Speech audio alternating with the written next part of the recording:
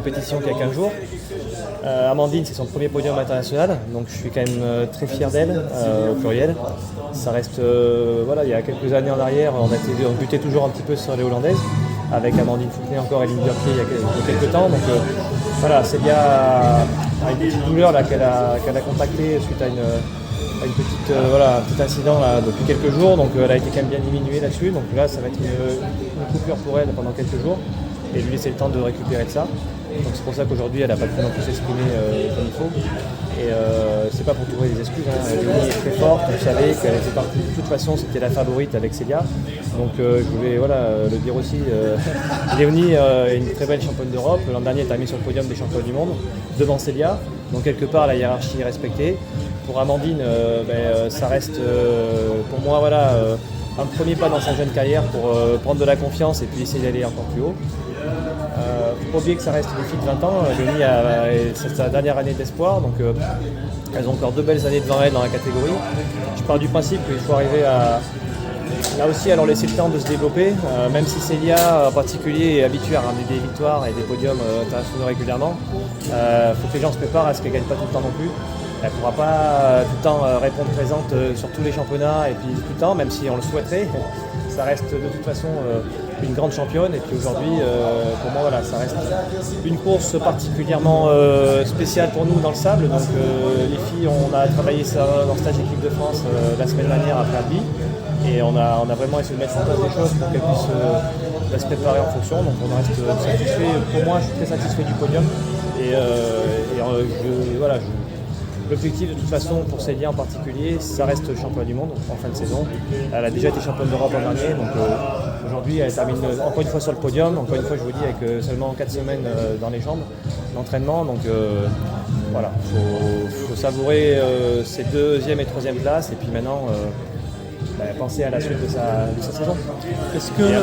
Est-ce qu'elle a hésité à prendre le départ? Oui, ça fait partie des options, on s'est posé la question, elle vous le dira peut-être tout à l'heure, mais ça a été vraiment longuement hésité de prendre le départ parce qu'on ne veut pas jouer avec la santé des athlètes.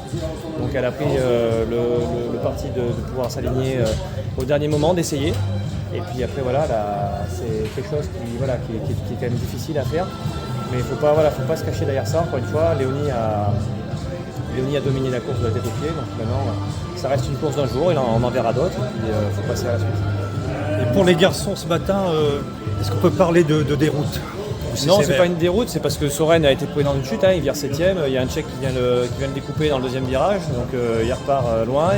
Dans la descente dans le sable, il y a un coureur hollandais, je crois, qui lui rentre dedans de l'arrière, donc là, il repart dans les 10 derniers. Donc ça fait comme ça, quand on repart dans les 10 derniers, on n'est pas des extraterrestres, je veux dire, il a fait remonter jusqu'au top 10, et puis après, ça a lâché quoi. Donc ça fait partie du jeu. Et puis les autres juniors, je savais que ça serait une course de remontée, je les avais prévenus. L'objectif c'était de faire entre la 10e et la 15e place. On a quand même Victor qui est J1 qui fait top 10, qui est une très belle performance. Et puis voilà, donc ça va monter en pression pour les juniors, faut pas s'inquiéter. C'est bien. Bien François, alors le meilleur le meilleur junior français ce matin, c'est un garçon de notre région, donc Victor Devos. Un petit biloute. Voilà, un petit biloute, donc un tchio de chez nous. Voilà. Est-ce qu'il fait top 10? Est-ce que tu t'attendais à cette performance? C'était son premier championnat d'Europe. Honnêtement, vu ce que j'ai vu à Albi, oui. Je m'attendais à ce qu'il puisse le faire. Après, c'est un circuit comme ça, il y a beaucoup d'aléatoires. On l'a vu avec Soren qui, lui, pour le coup, n'a pas eu de réussite. Il s'est fait prendre dans 2 chutes sur le départ. Donc, pour le coup, il a vraiment fait une belle course de remontée. J'avais dit à Victor de vraiment lisser son effort et puis de s'appliquer dans le sable. J'avais vu qu'il avait un beaucoup de pédales de toute façon, aussi bien le week-end de la Coupe de France que pendant le stage qu'on a fait dans le sud pour se préparer.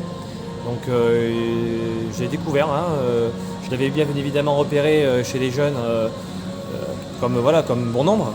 Et là c'est vrai qu'il confirme encore une fois son potentiel qu'on a pu observer il y a 15 jours.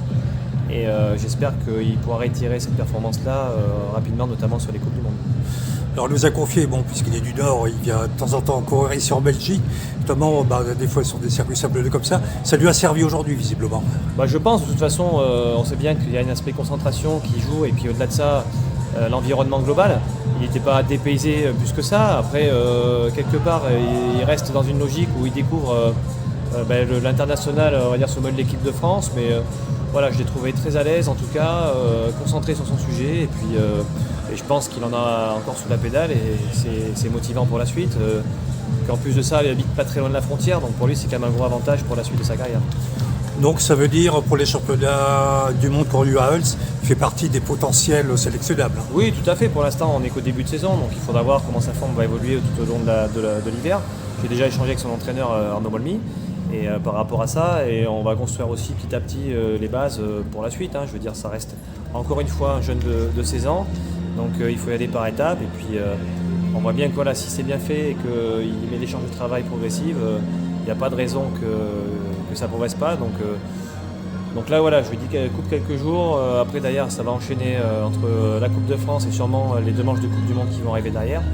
Donc en tout cas voilà, c'est une belle découverte et je suis impatient de voir la suite. Ok, merci François.